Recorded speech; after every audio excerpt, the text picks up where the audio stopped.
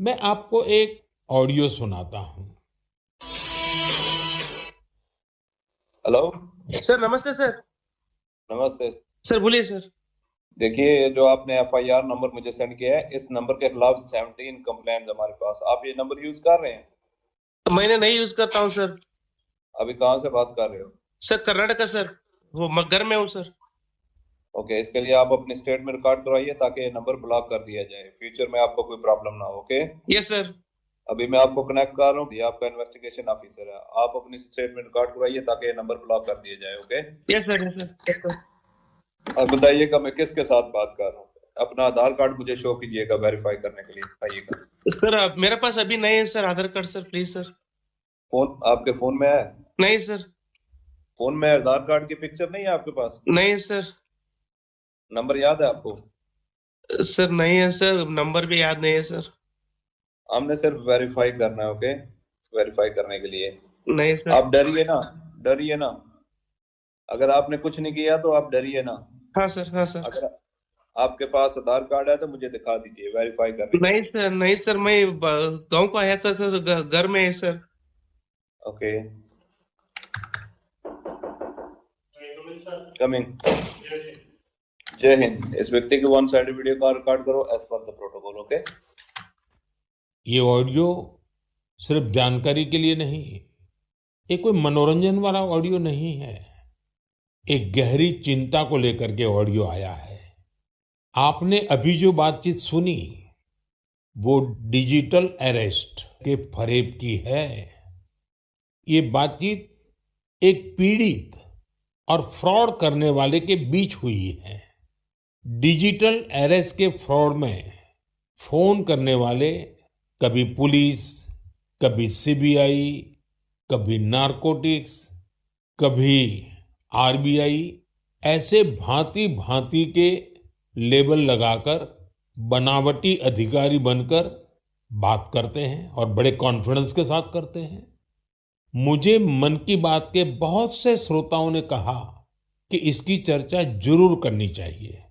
आइए मैं आपको बताता हूं ये फ्रॉड करने वाली गैंग काम कैसे करती है, ये खतरनाक खेल क्या है। आपको भी समझना बहुत जरूरी है, औरों को भी समझाना उतना ही आवश्यक है। पहला दाव आपकी व्यक्तिगत जानकारी, वो सब जुटा करके रखते हैं। आप पिछले महीने गोवा गए थे, है ना? आपकी बेटी दिल्ली में पढ़ती है ना? वे आपके बारे में इतनी जानकारी जुटा कर रखते हैं कि आप दंग रह जाएंगे। दूसरा दाव, भय का माहौल पैदा करो। वर्दी, सरकारी दफ्तर का सेटअप, कानूनी धाराएं, वो आपको इतना डरा देंगे फोन पर बातों बातों में आप सोच भी नहीं पाएंगे। और फिर उनका तीसरा दाव शुरू होता है। तीसरा दाव, समय का दबाव। अभी फैसला करना होगा वरना आपको गिरफ्तार करना पड़ेगा।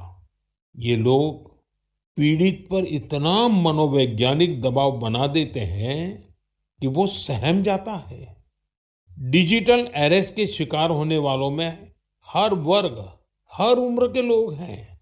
लोगों ने डर की वजह से अपनी मेहनत से कमाए हुए लाखों रुपए गंवा दिए हैं। कभी भी आपको इस तरह का कोई कॉल आए तो आपको डरना नहीं है। आपको पता होना चाहिए कोई भी जांच एजेंसी फोन कॉल या वीडियो कॉल पर इस तरह पूछताछ कभी भी नहीं करती। मैं आपको डिजिटल सुरक्षा के 3 चरण बताता हूं। ये 3 चरण है: रुको, सोचो, एक्शन लो। कॉल आते ही रुको, घबराए नहीं, शांत रहे, जल्दबाजी में कोई कदम न उठाएं, किसी को अपनी व्यक्तिगत जानकारी न दें। संभव हो तो स्क्रीनशॉट लें और रिकॉर्डिंग जरूर करें। इसके बाद आता है दूसरा चरण। पहला चरण था रुको, दूसरा चरण है सोचो। कोई भी सरकारी एजेंसी फोन पर ऐसे धमकी नहीं देती, न ही वीडियो कॉल पर पूछताछ करती है। न ही ऐसे पैसा की मांग करती है।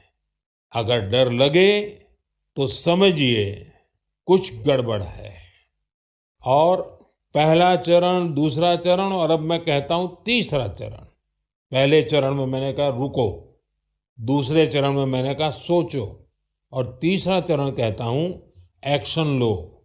राष्ट्रीय साइबर हेल्पलाइन 1930 डायल करें, cybercrime.gov.in पर रिपोर्ट करें, परिवार और पुलिस को सूचित करें, सबूत सुरक्षित रखें।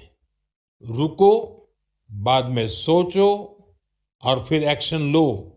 ये 3 चरण आपकी डिजिटल सुरक्षा का रक्षक बनेंगे। साथियों, मैं फिर कहूंगा, डिजिटल अरेस्ट जैसी कोई व्यवस्था कानून में नहीं है। ये सिर्फ फ्रॉड है, फरेब है, झूठ है, बदमाशों का गिरोह है। और जो लोग ऐसा कर रहे हैं वो समाज के दुश्मन है। डिजिटल अरेस्ट के नाम पर जो फरेब चल रहा है उससे निपटने के लिए तमाम जांच एजेंसियां राज्य सरकारों के साथ मिलकर काम कर रही है। इन एजेंसियों में तालमेल बनाने के लिए नेशनल साइबर कोऑर्डिनेशन सेंटर की स्थापना की गई है। एजेंसियों की तरफ से ऐसे फ्रॉड करने वाली हजारों वीडियो कॉलिंग आईडी को ब्लॉक किया गया है। लाखों सिम कार्ड, मोबाइल फोन और बैंक अकाउंट्स को भी ब्लॉक किया गया है। एजेंसियां अपना काम कर रही है, लेकिन डिजिटल अरेस्ट के नाम पर हो रहे स्कैम से बचने के लिए बहुत जरूरी है हर किसी की जागरूकता, हर नागरिक की जागरूकता। जो लोग भी इस तरह के साइबर फ्रॉड का शिकार होते हैं, उन्हें ज्यादा से ज्यादा लोगों को इसके बारे में बताना चाहिए। आप जागरूकता के लिए हैशटैग सेफ डिजिटल इंडिया का प्रयोग कर सकते हैं। मैं स्कूलों और कॉलेजों को भी कहूंगा कि साइबर स्कैम के खिलाफ मुहिम में छात्रों को भी जोड़े। समाज में सबके प्रयासों से ही हम इस चुनौती का मुकाबला कर सकते हैं।